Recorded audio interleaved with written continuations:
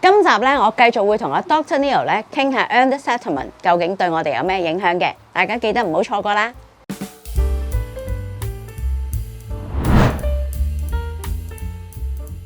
大家好，我想同大家分享一個好消息。Dr Neil 一直好關心我哋香港人，佢都知道大家最近對新移民政策有好多疑問同埋擔心，所以我哋特別安排咗2026年1月16號星期五中午12點到1點一個同佢面對面傾偈嘅機會。到時大家可以直接同佢反映意見，或者問翻你哋最關心嘅問題。地點呢就會係 Solihull 嘅 B90， 名額真係唔多。如果你哋有興趣，就快啲 WhatsApp 揾我報名啦。希望到時見到大家一齊為我哋香港人發聲。But I've gathered some opinions from among the Hong Kong people's group, and they'd like me to ask you some of the questions about those changes. Yeah. Mr. Bernard Mahmood, she announced that 4 pillars is very important. The first one is the character, integration, contribution, and residence. I think the character in residence is very basic, and everyone should meet that requirement. I totally agree with what she said. But for the integration and contribution, that she said that the B1 English test should change to the B2. I think that's one of the concern, and I would like to talk about these topics because many people is going to get their ILR application in the coming few years, and from the figures, it's more than 92,000 Hong Kong people, including myself and my family. We are going to apply the ILR in the coming year. I'm going to apply in March, so there is only 3 more months to go. And honestly, a B1 level is actually a GCSE level, and B2 is a A level standard. To be honest, a student who is a GCSE, they still have 2 years time to get into an A-level standard. So for myself, I just have 3 months to upgrade or to improve my English. Is it fair? Look, I think there are genuine concerns around the changes to the language requirements. And I think to bring down a guillotine and change it when people are in the process of making those applications doesn't feel right. They have been planning on the basis that it's a B1 level opposed to a B2. Now, there may be an argument that there's a transition period over time that allows people to upskill. But I think, certainly in the example that you give of somebody applying in March, by the time the consultation period's over, there is no wriggle room to change that. And so any change to the rules needs to be pragmatic, it needs to be workable, and it needs to have a transition period that doesn't negatively or isn't a negative detriment against those who have come here under a very reasonable and justified understanding of the rules and have then had those rules changed as they go through. Yeah, and I would like to tell you that most of the Hong Kong people have already passed that B1. Yeah, including myself, my husband, and some of my relatives. They have already passed that. They pay it and pass it, and then suddenly they tell that it's going to change, and they feel very uncertain. Yeah. And it's not fair. Yeah. It's not fair, and this is precisely one of the areas that the consultation needs to look at very carefully, given the very clear prescription of the rules that were applied and the carve-out that was applicable to BNO visa holders. Yeah, and I think it should apply. I mean, if there is any change of the rules, they should apply to the new visas applicants instead of certainly there needs to be an effective transition period so that if there is going to be a change on the language requirements, even if that change is going to be applied to BNO visa holders in the future, it doesn't mean that those who are already significantly through the system are prevented from getting indefinite leave to remain by virtue of the fact that the rules have changed almost at the last moment, and therefore they haven't got an opportunity to adapt to them, and they're put at the back of the queue. That's just wrong. Yeah. I totally agree with you. Yeah, and if there is transition period, how long do you think it should be? Well, I think that's where a proper consultation will have to look at impact assessments, and I don't think it's helpful for me to give an arbitrary figure at this stage, because we'd have to look at, there would be a significant number of more assessments that would have to take place. How much resources is being put into that? What's the mapping out of the data in terms of how long that would take in terms of number of applicants? It wouldn't just be affecting in those circumstances the BNO community, but a much wider pool of those seeking indefinite leave to remain. So I would want to be seeing from any proposed new framework that there's the data that supports the policy that's being put through, and if they're going to give a transition period, that there is the data that supports that, and we can say whether that is too short or too long or just right. So that is what I would expect to come out of a consultation period, because if it's not, then we're not making an informed decision when we discuss it. Yeah, because now B1 is actually a speaking and listening levels, yeah. But for the B2, I've just go to the website and take a look. B2 is including other two topics, writing and reading. Yeah. Do you think it will be included, or it will be another new B2 test? Again, I think that's part of the wider discussion around the consultation, and I know it sounds like I'm saying we're having to wait for that consultation, but I would expect that to be fed into it, and I think it's a very important question. Look, I think as a general principle, it clearly helps with integration if spoken English is really important, understanding English is really important, but of course navigating around the job market and the wider society, having written English is also an important building block to improve integration. But as I say, any change has to be done in a measured way. It can't be done to the detriment of individuals who have come here under a very clear understanding of their obligations, have abided by those obligations, and are then penalised because the rules have changed at the last minute. Yeah. And I think it, as part of a wider discussion around this, there may be thought put to whether the assessments in their current form are fit for purpose or whether there needs to be adjustment to them. Yeah, you just mentioned that there is a consultation period. It will be end by 20th of February. Yeah, so we encourage everyone, if you have any concern or any problems or any opinion, just go to the website, Absolutely. Do the survey, and then write down your comments. I did it. No, but that's precisely what you should do, and it's great that you have entered into that consultation. I mean, ultimately, the consultation is only as good as the input that it receives. The output's only as good as the input that it gets. And so the more people that contribute their views, their experiences, their concerns to that consultation process will make it a more robust and thorough process. Yeah. So everyone, do it now. Yeah. Another issue that most Hong Kong people concerned is about the contribution. Under the early settlement, is that we need to provide the income proof for the maybe 3 to 5 years. That's not fair, isn't it? Because honestly, at the early age that we came to the UK, we need some time to settle. We have to buy a house, open accounts, and at least we have to adapt it to the community, to integrate. We need time, and so usually people don't have to like taking 1 or 2 years before they can really find a job.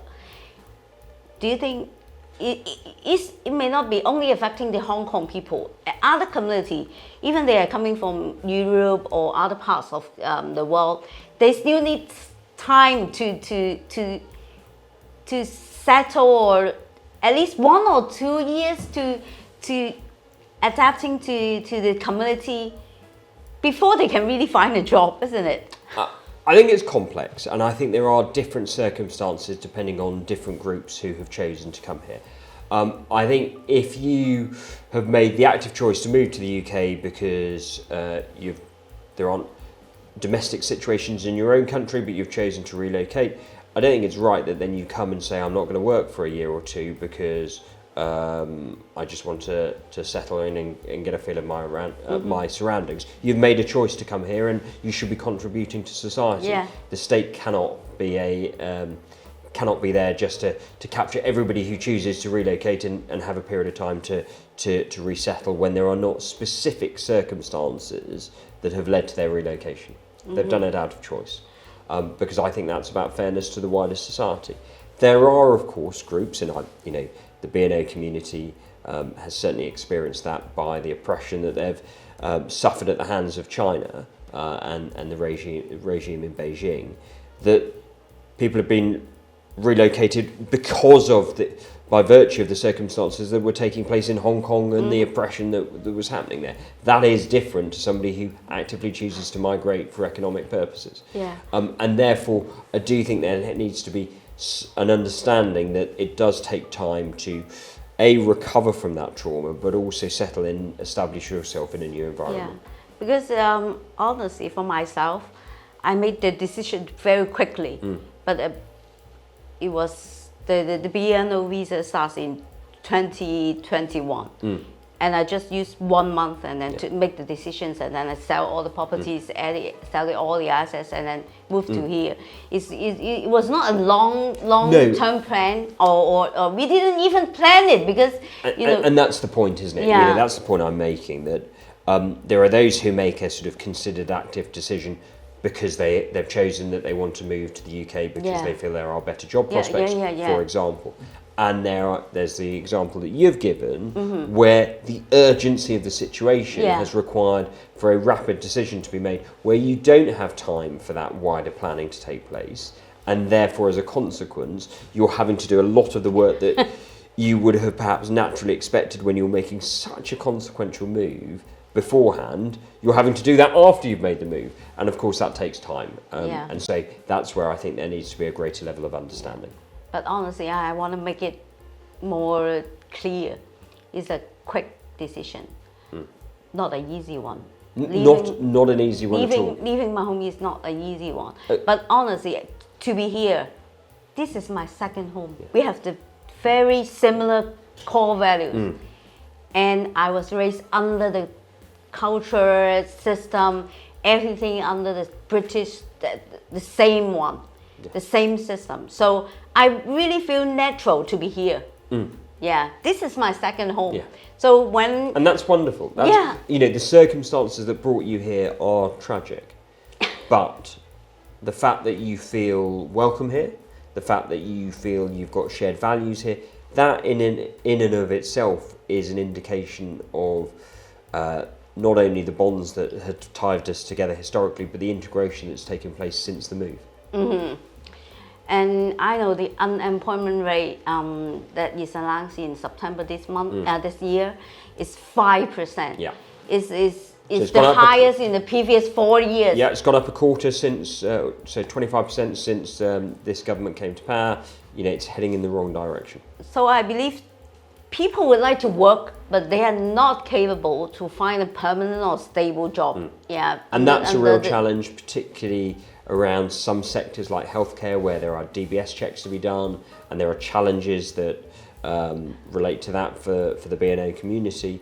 So look, we know the value that you bring. I see that from the voluntary work that so many of you do, and I know so many of you want to be in paid employment so that you're part of contributing to the economy, both locally and nationally. And we've got to make that easier for you to do. We've got to ensure that we're supporting you to get into work, because that's such an important part of putting down roots and being part of a community. And even some of us, just like myself, I opened a small cafe in Birmingham, and some of my friends, they start a business, and they didn't know that there will be a requirement for the income for 3 or 4, 5 years. If we know about that, we may not start a business, honestly. But investing some money, effort, time to invest, I think this is kind of a contribution. Absolutely. It is part of you being a small business owner, is part of driving forward the local economy. You'll be employing other people. It's the trickle-down effect of people coming to your cafe and then going to other shops nearby. It's a really important part. It's clearly a contribution to your local community, and it's something we should be supporting. Yeah, I think this is not only contribution to the economy, also a contribution to the whole society, and it's also integration because I have some local customers. They will come and then I will tell them what is going on in Hong Kong, and then this is kind of communications between the Hong Kong peoples and the local people. Do you agree that? Yeah, no, absolutely. You know, cafes, pubs, restaurants, they're the heart of our community. They're a place where people come to meet, to socialise. You know, they're a huge combatter against social isolation and loneliness. And it's not just the economic contribution that they provide a really important cultural and social hub for the community. And I think that's so important. But under the very bad economic situation right now, I believe many people are struggling, including myself. Yeah, we didn't earn quite a lot during the very first few years, and I keep on investing money and effort on it. So I think this kind of contribution should also be recognised. Yeah, no, absolutely. Look, it's part of the wider assessment, and you're right. The economy at the moment is struggling. We've seen inflation has gone up. People are feeling that they've got less money in their back pockets at the end of the month, and therefore, you know, the cost of living has gone up. And there's less certainty, particularly for small businesses with the Employment Rights Bill coming down the line. It's still going through the Lords and the Commons, but you know, growing your business, recruiting more staff, taking risks, which all business owners have to take, becomes a much less attractive option to do. There's much higher risk associated with it. So if we're asking you to do more, it's incumbent upon government to make sure that they're stewarding the economy properly and they are creating a fertile environment in which businesses can take those risks, they can grow, they can develop, and they can contribute, opposed to, at the moment, having so much regulation that's put upon them and so much restriction that they feel shackled. Yeah. And also I know some of the families, they come with their kids, small kids. My son is already 15, so I don't have to spend quite a lot of time with him because he can take care of himself. But I know some families, they have small kids, they have some elderly or someone even have long-term sickness, so they have to take care of. So maybe the housewife or some carer taking care of the home or other family members, they don't have to work. So those kind of people, they don't get an exemption. No, and you know, this is where I come back to the point. The BNO community is very much one of those groups where there should be a carve out because of the very specific circumstances and the historic ties. But other visa holders, if they come as a family, the housewife, they may not have to work because they may have to take care of the kids at home. So yeah, and so therefore we need to be looking at what the threshold of the family, the household income is, the household income is. Yeah.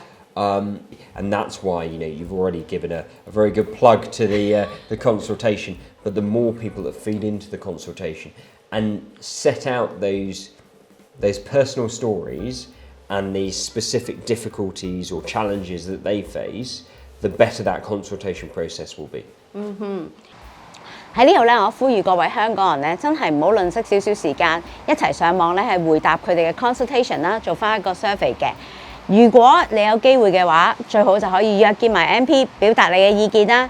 各位同行，如果你都有機會嘅話咧，記得都幫手約見 MP 表達我哋嘅訴求啦。